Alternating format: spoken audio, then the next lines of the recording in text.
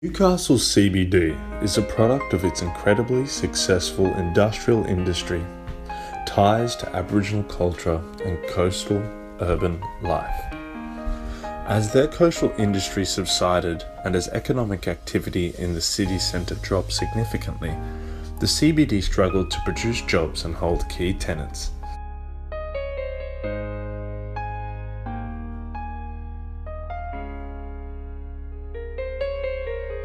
As Newcastle's infrastructure is capable of supporting 1.5 million people, and Newcastle looks at promoting the Market Street Lawn and Newcastle Station to a mixed-use economic art precinct, creating a legible coastal city connection to the Newcastle CBD Plaza, and ultimately producing a transient area.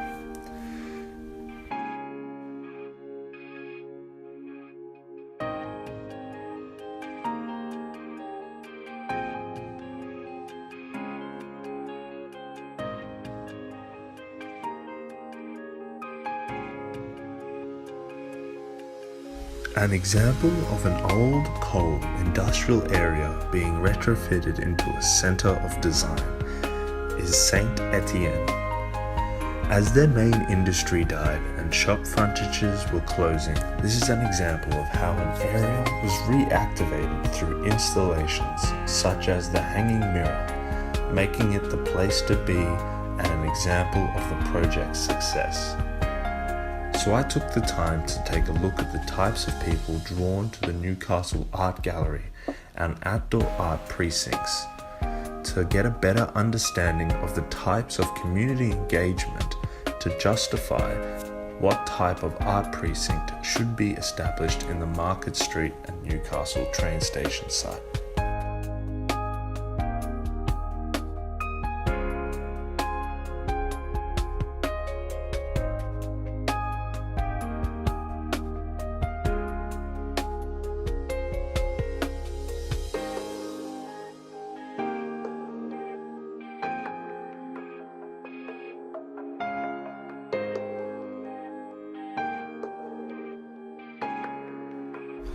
The Newcastle and Market Street lawn will have to utilise art to emphasise Newcastle's attributes and tie in seamlessly the areas between the city plaza and the coast.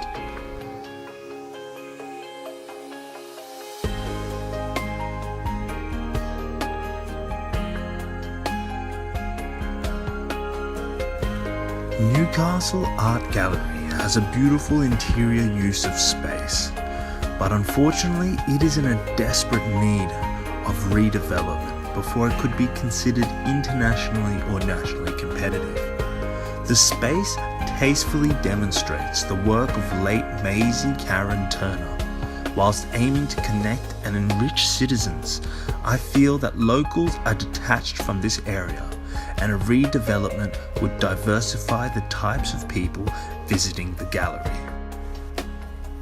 As the people within the gallery are not a good representation of the general citizens throughout Newcastle, it seems an outdoor interactive art precinct located around economic facilities would better connect people, creating a seamless connection between the coastal life and the Newcastle City CBD Plaza, which at the moment seems disjointed.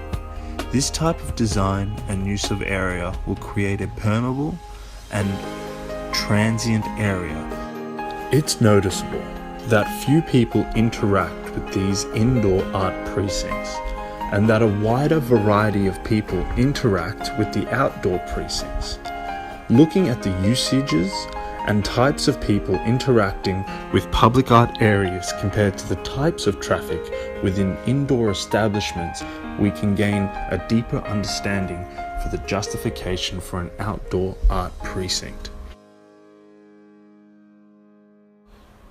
The Newcastle Art Gallery Park was much more transient and family friendly than the art gallery itself.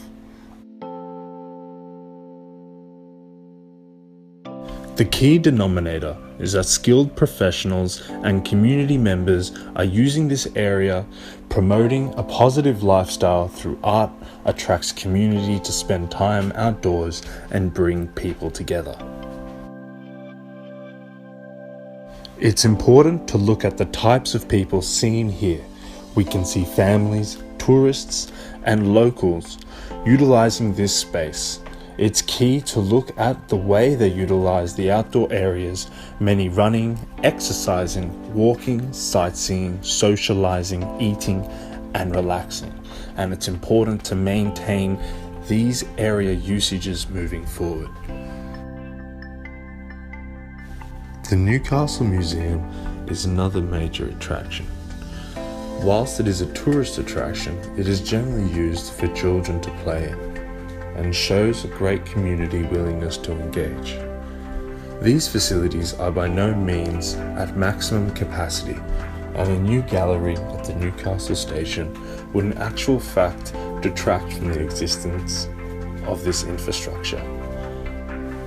As Newcastle aims to support a population of 1.5 million people in the CBD, a move away from graffiti is key in supporting a positive transient lifestyle, and a focus on public art installations is the move forward.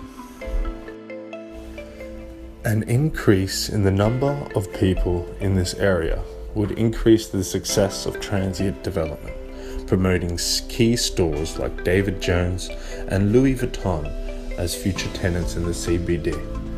There are three aspects of Newcastle which are unique to the area and should be represented by the art in the Newcastle train station precinct.